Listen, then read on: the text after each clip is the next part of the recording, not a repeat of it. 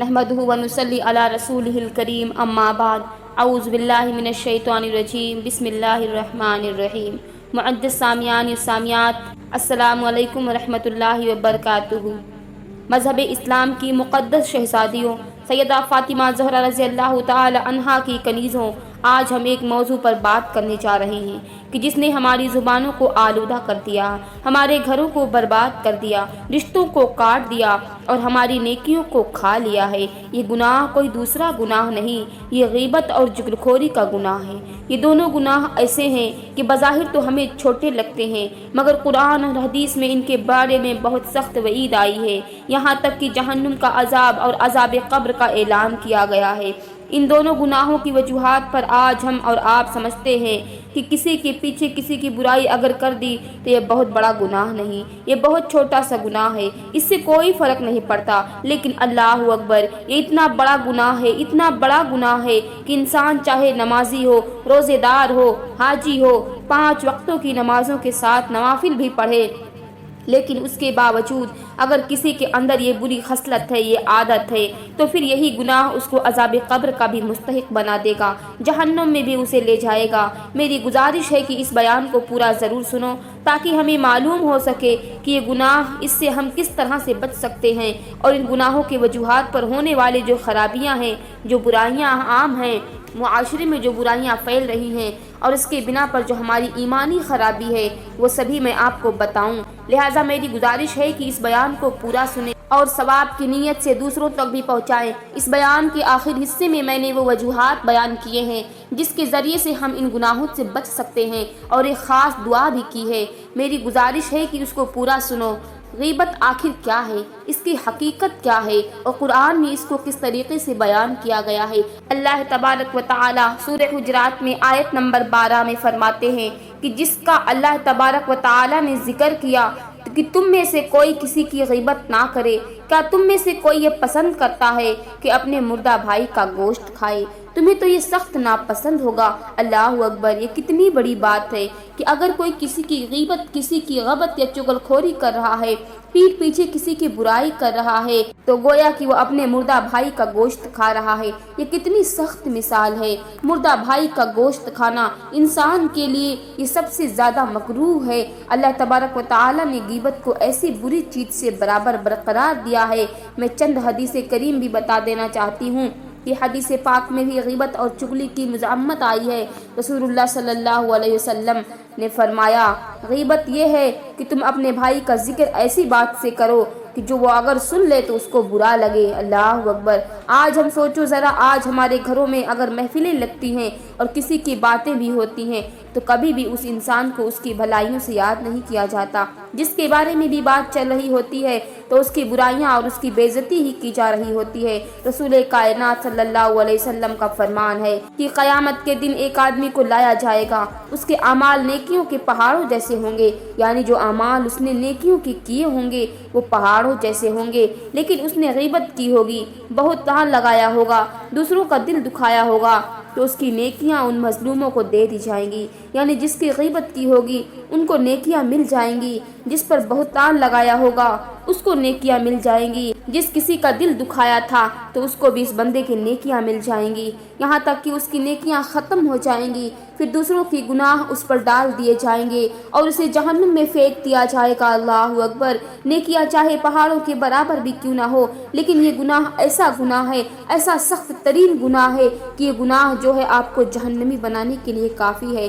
अब आप चाहे कितने ही बड़ी नेकी करने वाले हों, कितने ही बड़े नेकोकार हों, कितने ही बड़ी नमाजी हों, कान खोल कर सुन लो, चाहे हाफिज़ कुरान हो, चाहे फिर आप कितने ही बड़े आलिम दीन हो, या कोई आम इंसान, कोई आम औरत हो जो नवाफिल भी पढ़ती हो, तहज्जुद भी पढ़ती हो, लेकिन उसके बावजूद भी अगर वो गीबत और चुगलखोरी करती होगी और उन लोगों की गुनाह इस औरत के नाम एमाल में लिख दिए जाएंगे जिसके बिना पर अब ये जहन्नुम की मुस्तहक हो जाएगी। हज़रत आयशा सिद्दीक़ा रज़ियल्लाहु ताला अन्हा से रिवायत है कि एक मर्तबा उन्होंने किसी औरत का कद छोटा होने से इशारा किया تو حضور اکرم صلی اللہ علیہ وسلم نے فرمایا کہ تم نے اس کی غیبت کی۔ اللہ اکبر! اگر کوئی عورت چھوٹے قد کی ہے اور اس کے بارے میں ذکر ہو رہا ہو اور اگر یہ کہہ دیا جائے کہ فلاں کی جو چھوٹی قد ہے، یہ بھی غیبت ہے، کیونکہ جب وہ اس بارے میں سنے گی اس کو برا لگے گا، اس کو معلوم ہوگا کہ کسی نے اسے اس نام سے پکارا بلکہ اس طرح سے پکارا کہ جو چھوٹے قد کی ہے، تو اس کو تکلیف پہنچے گی۔ اسی طرح اگر کوئی کالا ہو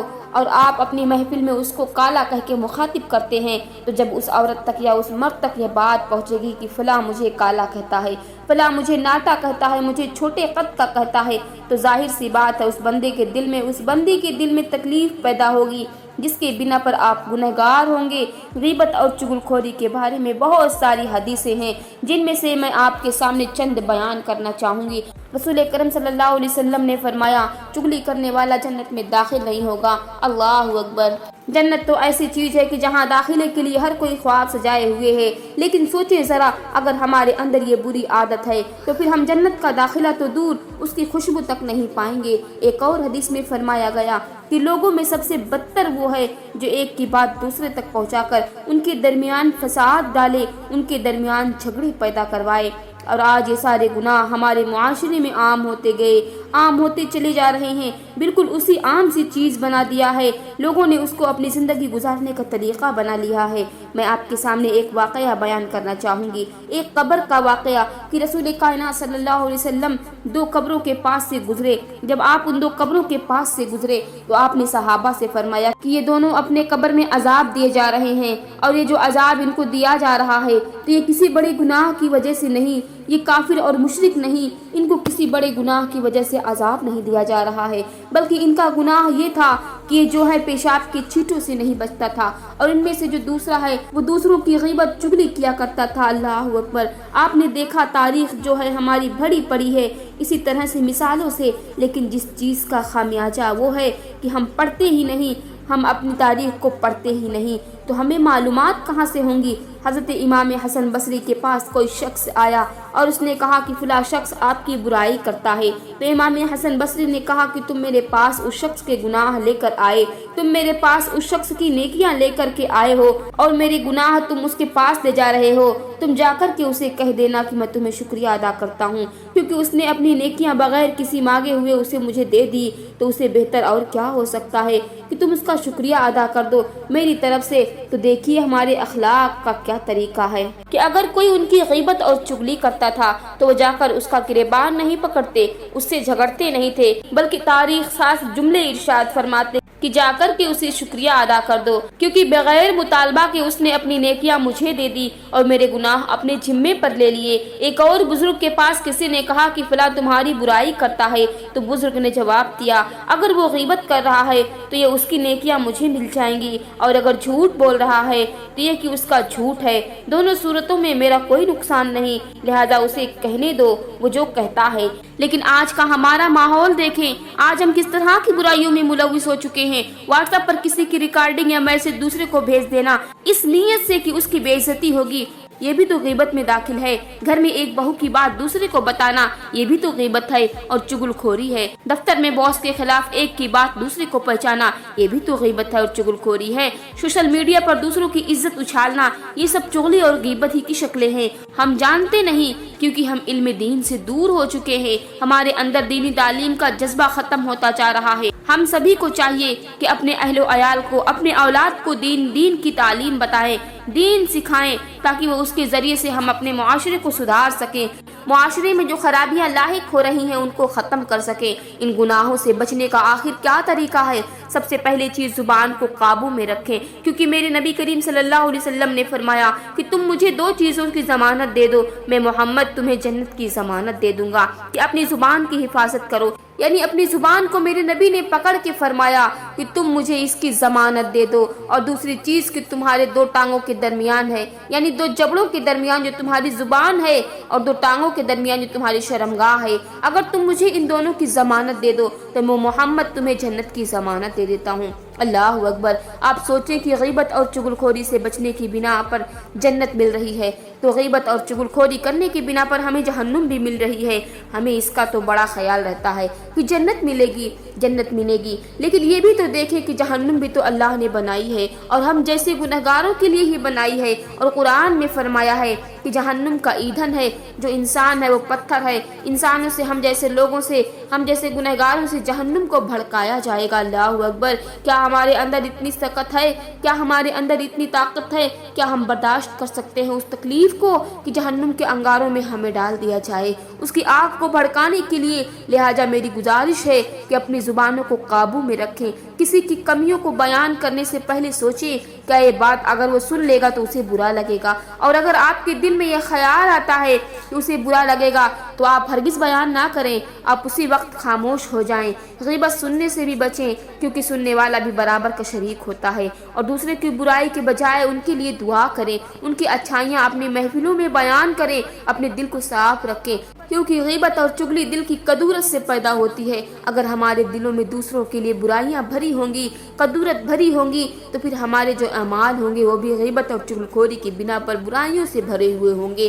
سیدہ فاطمہ زہرا رضی اللہ تعالی عنہا کی کنیزوں، غیبت اور چغلی وہ گناہ ہے جو ہماری نیکیاں کھا جاتی ہیں۔ ہم نماز پڑھتے ہیں، روزہ رکھتے ہیں، قرآن پڑھتے ہیں، مگر زبان میں ایک لفظ سے ساری نیکیاں ضائع ہو جاتی ہیں۔ آئیے آج ہم عہد کریں کہ ہم اپنی زبان کو قابو میں رکھیں گے، نہ کسی کی غیبت کریں گے، نہ کسی کی چغلی کریں گے، اور نہ ہی ان چیزوں میں شریک ہو کے کسی کی برائی سنیں گے۔ اللہ رب العزت سے ہماری یہ دعا ہے کہ ہماری زبان کی حفاظت کی توفیق عطا فرمائے، اور اللہ تعالی ہمیں غیبت اور چغلی سے بچائے۔ اللہ تعالی ہماری نیکیوں کو محفوظ فرمائے، ہمارے قبر کو عذاب سے محفوظ فرمائے، اور ہماری آخرت کو کامیاب بنائے، آمین۔ میری گزارش ہے اس بیان سے اگر آپ کو فائدہ پہنچا ہو تو اسے دوسروں تک بھی پہنچائیں۔ پیاری بہنوں، میں دعا کرتی ہوں کہ اللہ تعالی ہم سب کو ایسی اچھی صحبت عطا فرمائے جو ہمیں اللہ کے قریب کر دے، ہمارے دلوں کی سختی کو نرم کر دے، ہماری زبانوں کو ذکر سے تر کر دے، ہمارے گھروں میں محبت، سکون اور رزق کی برکتیں اتار دے، ہمیں بری عادتوں اور بری صحبت سے محفوظ رکھے، ہماری بیٹیوں کو حیا والی، ہمارے بیٹوں کو فرما بردار، اور ہمارے دلوں کو اللہ کی محبت سے بھر دے۔ دوستو، اگر آج کی یہ باتیں آپ کے دل کو ذرا سا بھی چھو گئی ہیں تو آپ کو کچھ تو سبق ملا ہوگا، تو برائے کرم اس پیغام کو دوسروں تک بھی ضرور پہنچائیں۔ کمنٹ باکس میں اپنی رائے کا اظہار کریں، ویڈیو کو لائک کریں اور ہمارے چینل کو سبسکرائب کریں تاکہ ایسی ہی ایمان افروز زندگی بدل دینے والے بیان سب سے پہلے آپ تک پہنچے۔ وما علینا الا البلاغ المبین۔ السلام علیکم ورحمۃ اللہ وبرکاتہ۔